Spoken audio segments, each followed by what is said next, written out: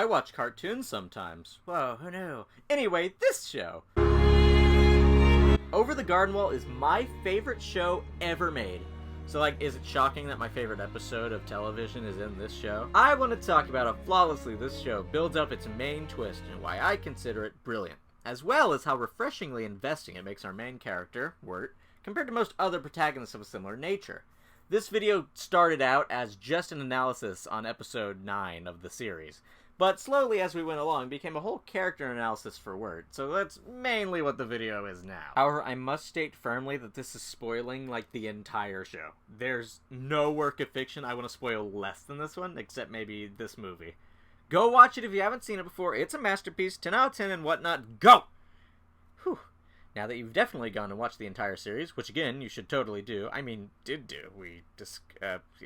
we can discuss what lies before they went over the Garden Wall, and how this episode convinced me I'd found a new favorite show of all time. Let's get into it. To start us off, let me quickly explain the twist.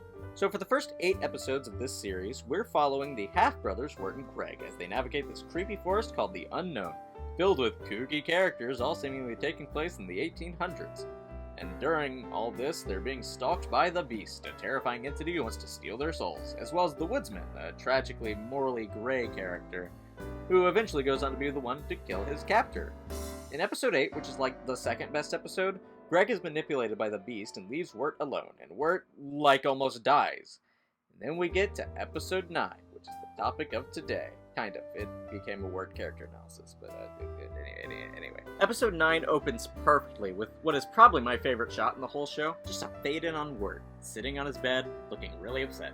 It's so effective, because if you're binging it, you just watched him lose his brother and nearly die. So this shot of Wirt looking upset pretty much summed up my feelings at the time.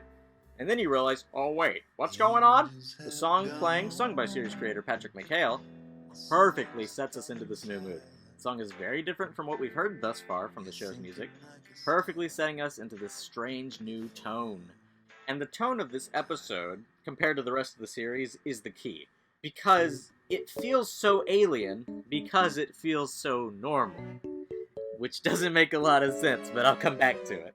Anyway, everything about this opening scene is utter perfection. We see the For Sarah tape, which is very important, as Wirt throws it in a state of angsty sad boy moments before getting an idea. We see him make the iconic outfit he wears through the show and head outside.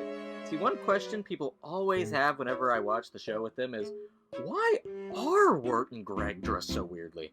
Well, guess what? It's Halloween. It's such a simple twist, and you never see it coming due to how strange the show has been up until now. By the way, the reason Greg is wearing a tea kettle on his head is because he was dressed as an elephant is the best plot twist in cinema. It's an elephant costume. See my trunk? Eat your heart out, Darth Vader. Anyway, that brings us to the next point. See, at this point, you're used to the surreal, charming, horrific stuff we've seen up until this point. So now normalcy feels eerie. This could just be a me thing, but I find so much about this episode unsettling in its portrayal of real life, because of how zany the show is otherwise. This episode being so realistically paced and written is strange feeling. The conversations are so normal. They speak in lingo that isn't this. That day on, I was obsessed with the woman in the portrait. She consumed my every thought. A snip, snip, snip your family's wings away to make them human again. Leave, if you wish. But remember, the Beast haunts these woods, ever singing his mournful melody. However, I need to stop beating around the bush and actually talk about what this episode is about. So basically, Wirt makes a tape for his crush, and due to misunderstandings, she gets it, and he needs to go on a quest to get it back before she listens to it. Simple enough, but charming. Wirt is very #relatable in this episode. Now, I want to go out and say that I don't really tend to relate to characters and things, but Wirt is the exception. He and I have very similar quirks and mannerisms. This scene is something I would 100% do. That's what I'm... Oops, that's what I'm doing.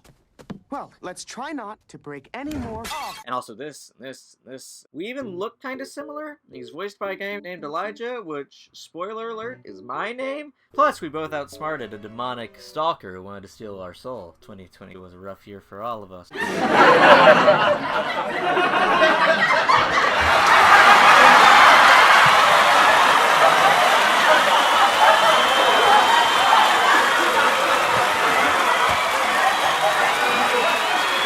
Thank you! Thank you! You're all so kind! I'll be here all night! Wirt receives a very surprising treatment. Something that characters with social anxiety aren't really portrayed with often in most pieces of media.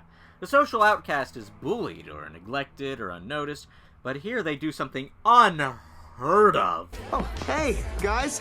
I don't know what he said, but it wasn't true. Oh, hey, Wirt, how's it going? I love this touch, because Wirt is only a social outcast because he chooses to be. He thinks of himself as this deep, poetic loner, when in reality he's miserable. We see he's miserable in the opening scene. He desires connection, but doesn't think he can get it, because how could he? I have a couple ideas about Wirt's thought process. One, he's obsessed with poetry, and poets tend to be weirdos who nobody understands, and he wants to be like them, even if that means not being invited to the party, or not letting the girl he likes hear the tape he recorded. Two, Wirt is somewhat neglected by his mother and incapable of connecting with his stepfather. So he somewhat self-internalizes this as himself not being worthy as affection. See, what's really cool about this is that not only is Wirt proved wrong in his thought process here, in the episode, casually, and it works as a joke, but he's proven wrong throughout the entire series. So let's go episode by episode, talk about why. So in episode 1, there's not much, but we see Greg really likes him. That's something. Episode 2, he's well liked by the residents of Pottsfield, and albeit unwittingly, helps them with their harvest. Episode 3, he again, unwittingly, finds Miss Langtree's fiancé trapped in the King Kong cosplay. Episode 4, he is literally showered with praise at the people's pub. Episode 5, he forms a meaningful connection with Beatrice after butting heads with her for the last few episodes, as well as being the one to solve the mystery of the Quincy Endicott Manor, gaining his respect as well. Episode 6, he and Beatrice really connect before the whole, well, yeah. In episode 7, Wirt saves Lorna, and this one is interesting because it ends with Wirt once again completely missing the important part of the adventure he just had, and falling to his insecurity and fear, which leads us to episode 8. And while this is the episode where Wirt is at his lowest point, and there's not really any other characters who interact with him, it still proves that Greg cares for him no matter what, as he does that thing that still haunts me. And then in the finale, he literally outwits the beast and saves the day, freeing the woodsman. So, you know, the woodsman probably likes him quite a bit now. Wirt is a character who embodies self-doubt and insecurity. He's constantly second-guessing himself, correcting himself, making himself look worse. Even in one of his first scenes, this happens. I mean, I'm just saying, you're weird. Like, not normal. I mean, oh my gosh, stop talking to it, Wirt. Wirt's perception is so warped that he considers this guy an actual love rival. This guy, who kind of looks like Will Byers from Stranger Things, is the embodiment of what a lot of media portrays socially awkward characters as.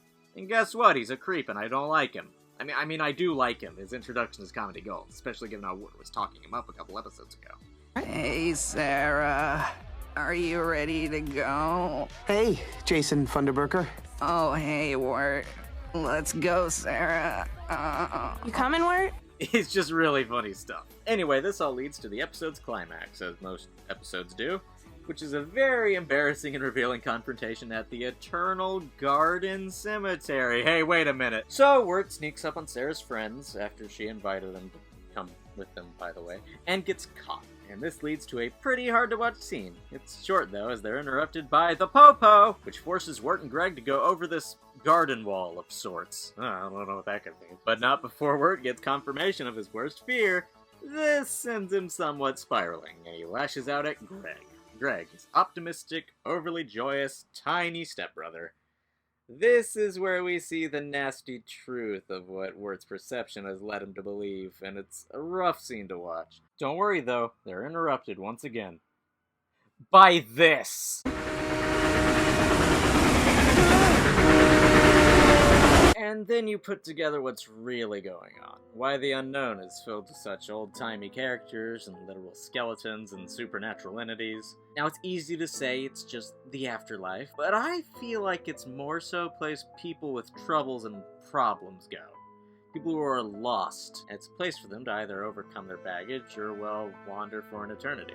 Ha ha, yes, it's all for the money, yes, the money takes my mind off my troubles, the deep, soul-crushing loneliness. I got enough nonsense from that no-good, two-timing, low-down, handsome man of mine. Oh, Jimmy Brown, why did you have to leave me so? I'm the highwayman. I make ends meet, just like any man. I work with my hands. This brings me to the Woodsman. See, the prequel comic reveals that the Woodsman only fell for the Beast's manipulations after he thought he lost his wife and daughter, which led him into the woods. After he kills the Beast and is freed, he returns to the house. I think this also explains what happened to Wirt and Greg. They had this argument, and they fell into it, and that's kind of why they just leave after Wirt makes it up to Greg. No big exit, they're just plopped back where they left off. Okay, sorry about that tangent, but yeah, let's get back to Wirt. There's a deleted scene in the finale where Wirt basically explains the message of the show. And while I'm glad they cut this scene because it is very, like, on the nose, not subtle at all. He is just explaining it. I think it is nice that we can see the scene, so we know exactly what the intended message of the show is. No mix-ups here. This is what the show is trying to tell you. Woodsman, when I first got lost, you told me to beware the unknown. But you were wrong. This place isn't scary. What's really scary is going home and facing your problems. That's the real unknown. And I think it's a good message that a lot of people should take to heart. I've seen a lot of horrible screw-ups that could have been avoided if they just followed this advice, like Wirt did. Wirt made it up to his brother. He saves his life in the finale, and according to the comics, he even has a good future with Sarah. I'm happy for him, and I'm glad that it all turned out okay. I hope more shows like Over the Garden will come out, shows that actually subvert things and tell fascinating stories. This is truly a unique experience that I've been analyzing for over 3 years now, and I don't think that'll change anytime soon. Chances are you've seen it, if you're watching this, but if not, well, I just spoiled it all! I warned you!